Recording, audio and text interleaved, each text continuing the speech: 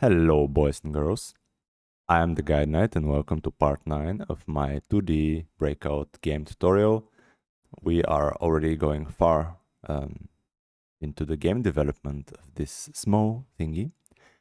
Last time we made sure that we created those gray indestructible bricks, and we also optimized our brick creation script and the way we create bricks. In this episode, we're gonna talk about signals and about making sure that we have a win condition. That is, that we can actually detect when all the bricks are destroyed. So let's see how far along we can get here. First of all, I see that there are some prints, right? Like when you start the game, there's this 0.5 printed, and then when you see like there's game over and again 0.5. So in order for us to find those, the easiest thing is to go anywhere in one of the scripts and press Ctrl-Shift-F. This is find in files. This looks for every single file. And then you can just simply click find on print. And then you see that we have two different print statements. The game over statement I will leave behind because we would like to see when the game is over. But this, the empty brick range, I don't need. This is basically the output of our difficulty setting. Okay, so in order for us to detect how many like bricks there are left, right, we need to know how many bricks there are, and we're gonna use here maybe a slightly naive approach where we just keep an array of all the bricks, and then when the array is empty, we simply print, okay, you now won the game, right? For this, we will use something that is called signals. So a signal is basically a way between two files to communicate with each other. So basically I'm going to try to draw this with my amazing drawing skills. Imagine this is, for instance, one of your GD scripts, like let's say this is F1. I think I'm not going to name all of those. But basically you would like to say something to another file, right? You basically would like to transmit some sort of information that something happened. In our case, a brick was hit, right? We would like to transmit like brick hit.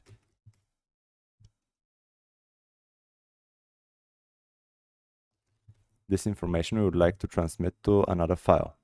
So in order for us to do this, we basically need to use a signal. And this signal can also transmit to many files or many different objects, so to say. Like it is an asynchronous way or decoupled way of communication. Like this file does not know who is the receiver of those events, right? Those are kind of events, signals, but yet it can use those. So in our case, we will use our brick or bow GD script, right? We use our bow GD script here in the bow GD, and we will transmit the information to the dynamic level where we will keep all the bricks we create, right? So first of all, let us create an array of bricks, right? So we can look, let's see if there is something about array here. Class array. Maybe we can see, okay, there is some information about arrays, and we can also use the append function, right? So we can create an empty array and then appends an element at the end of the array. So here we create, let's say, we have our constants, our export. So let's create a var like bricks, and this will be an empty array like here.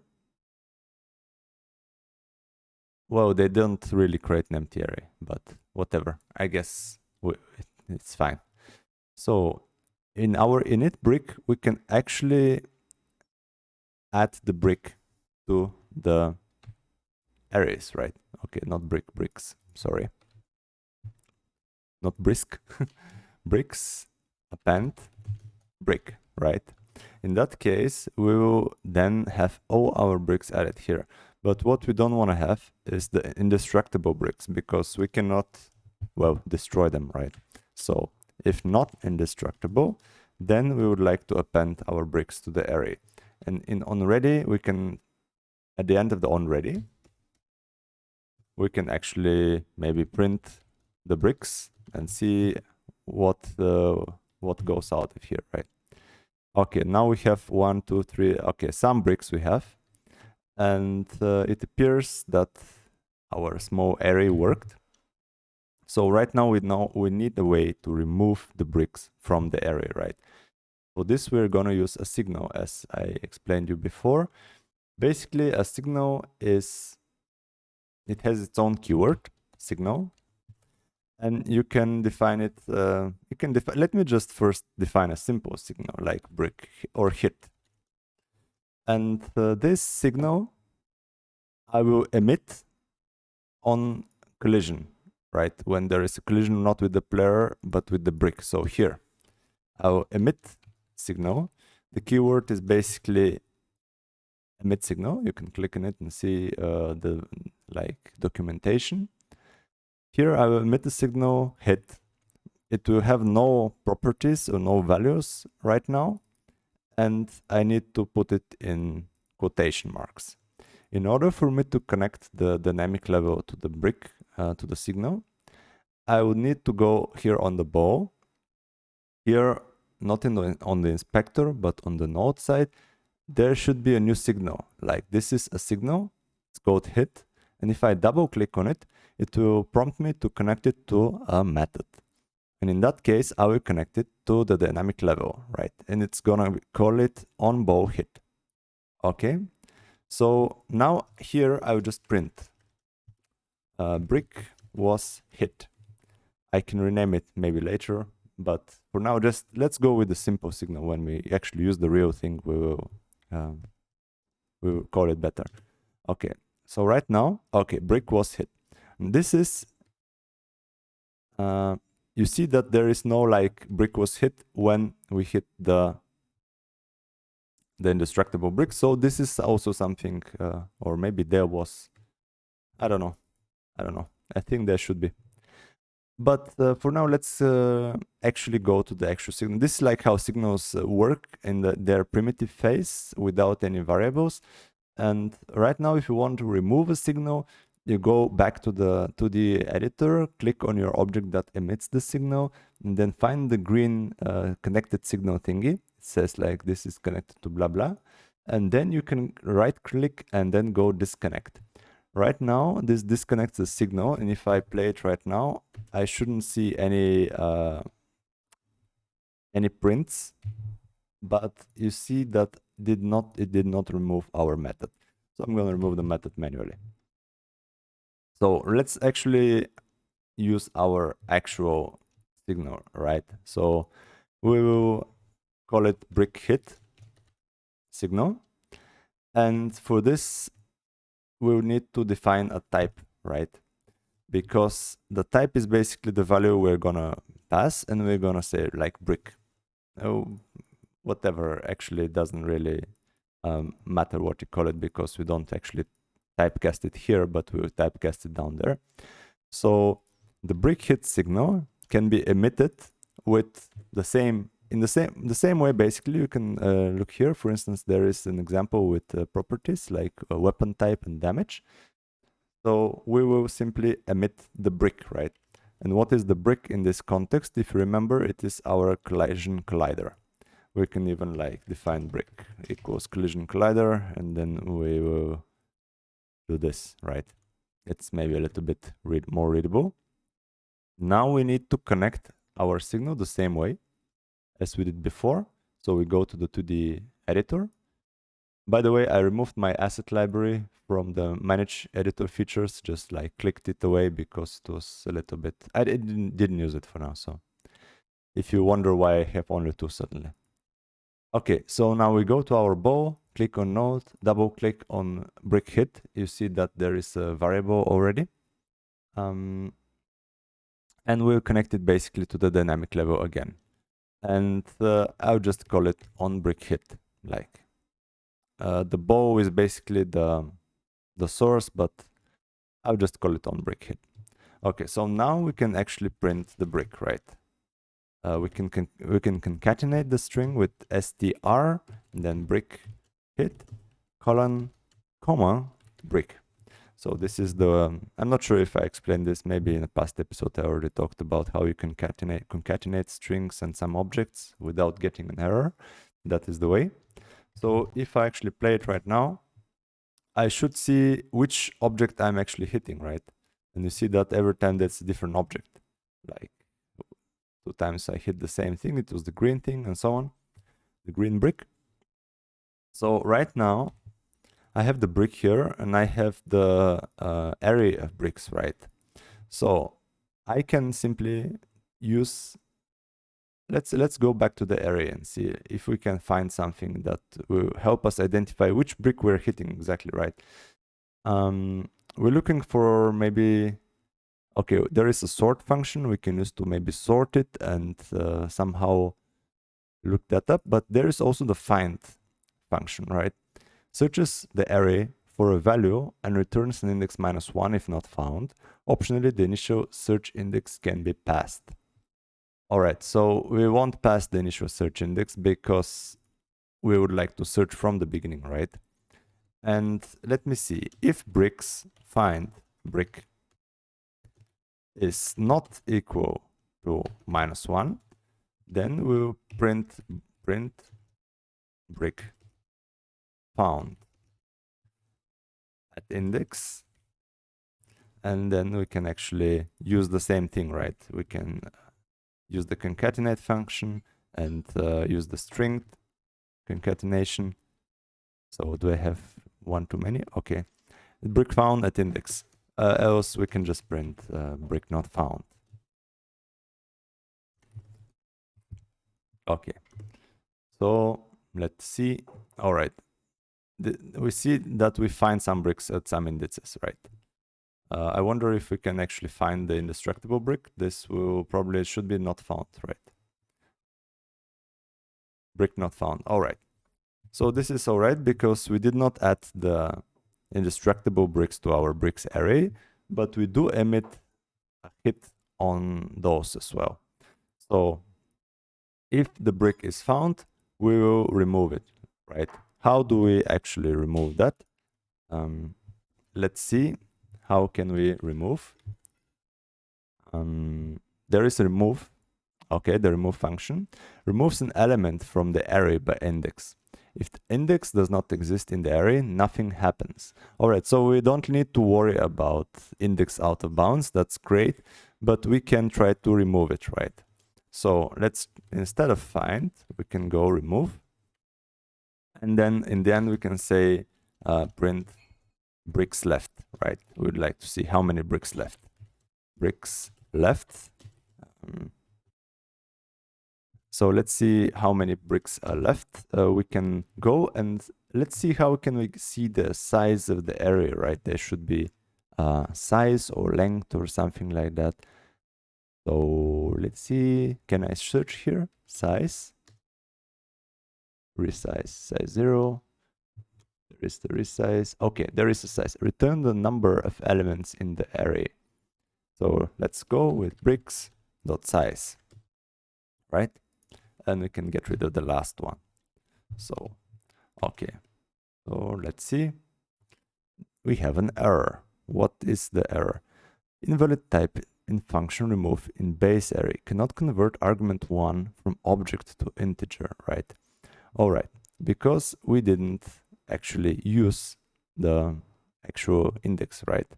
So we can say, because we're using this in multiple places, we're gonna create our own variable and say like position, brick, or brick position.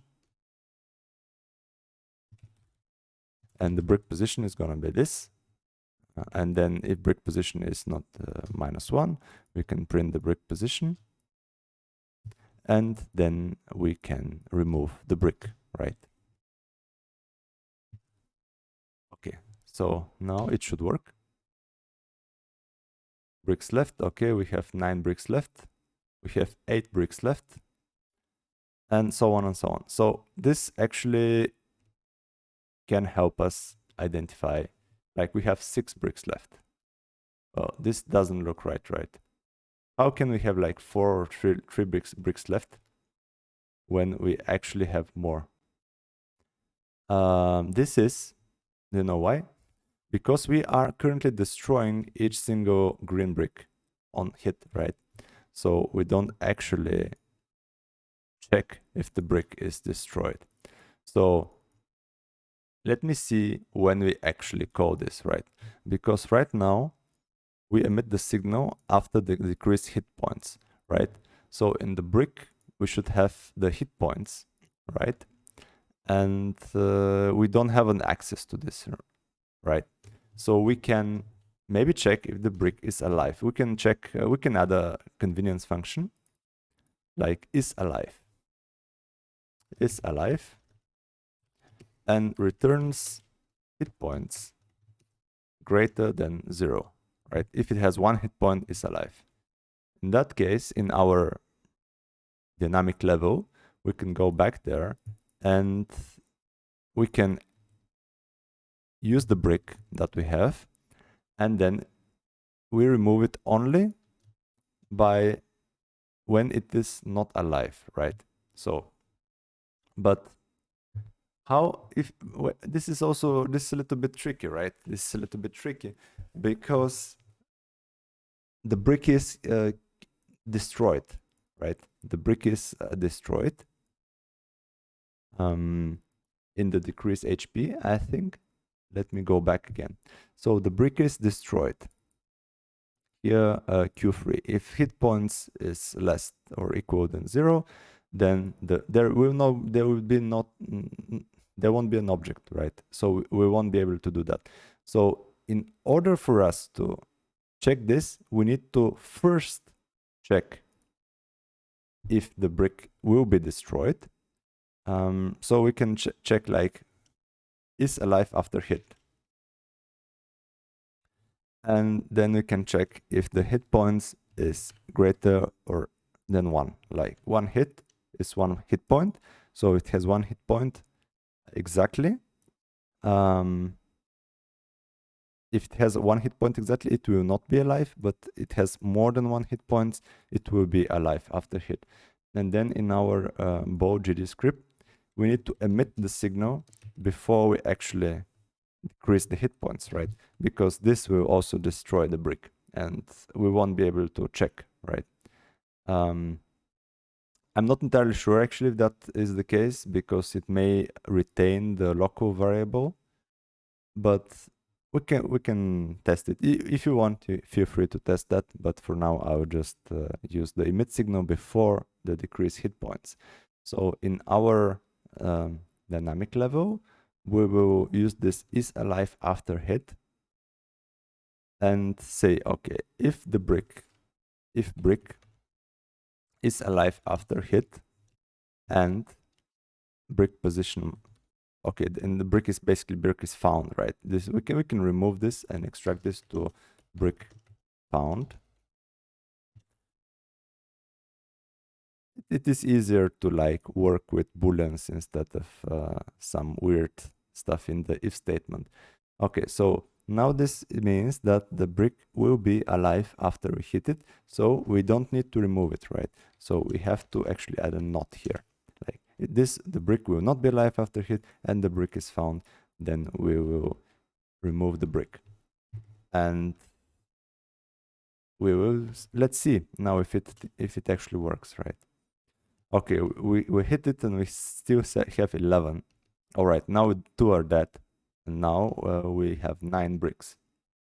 And let me count it here, right? 1, 2, 3, 4, 5, 6, 7, 8, 9. So this seems to be actually now working, right? And we can say, all right, we no longer need those print statements, but we can say like if we can here create a signal on or player, I don't know, level done. Let's create the signal level done. And then if bricks size is less than or equal to 0, or okay, let's say 0 because an array should not be negative size. Then we can emit signal, and we will emit signal level done, and we also print level done, right? Let us see if we can somehow make sure we... I think the easiest way is to simply create one brick, right? And comment everything else. And this will be at row 0, column 0, and it will not be destroyable. The brick will be, okay, I need to have the brick instance. All right, so now we have only one brick, and we can click it. And then we see, all right, size, non-existent function size in static body today. Okay, I need to learn to type finally. Okay, level done, level done. All right, guys, so this will conclude this current tutorial. I'm going to revert this testing thingy. This will conclude our current episode. In the future episodes, we will also connect to this level done signal and display the win condition like text and so on. But before we do that, I think in the next episode, we're gonna finally add some small audio effects, like hit effects on the bricks and the wall and so on, so that our game feels a little bit more alive and a little bit more like real game, and not something that is just, you know, completely mute and silent, which is a little bit boring. So, all right, guys, I'm looking forward to seeing you, or I don't know, reading from you, from your comments in the next episode. And stay healthy, stay safe, and stay awesome as I know you are. See you guys. Bye bye.